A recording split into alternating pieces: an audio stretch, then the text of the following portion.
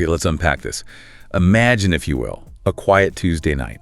It's March 1st, 1932. Right. We're talking about the serene, almost idyllic country home of America's greatest hero at the time, Charles Lindbergh, and his wife, Anne Morrow Lindbergh.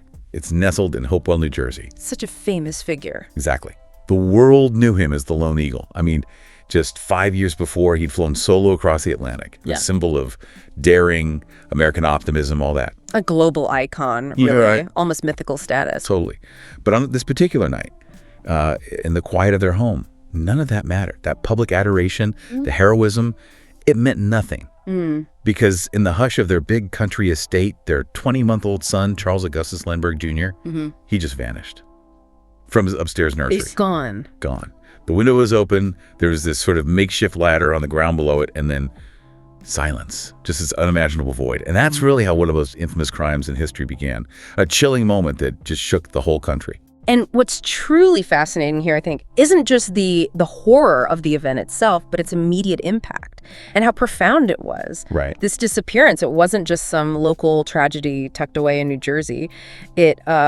It just exploded onto the national consciousness almost instantly. Yeah. It created this ripple effect, a collective gasp, you could say, from a nation already struggling, right, with the Great Depression. Oh, absolutely. Economic despair everywhere. So this wasn't just another news story. It felt like a psychological event.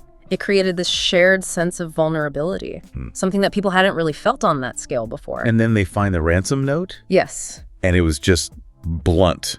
Yeah. Riddled with spelling mistakes, marked with these really distinctive symbols, circled symbols, one blue, one red, almost like a macabre signature. Very strange. And demanding $50,000, which back in 1932, that was a staggering amount of money. A huge sum. Equivalent to, what, over $1 million today? Yeah. Easily. Easily.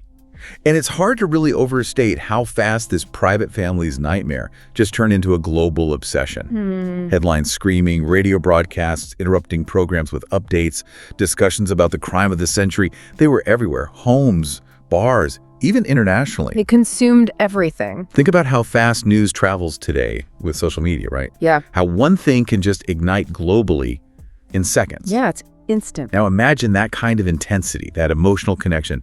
But back when radio was the cutting edge, daily papers were the main visual. The emotional impact was just immense.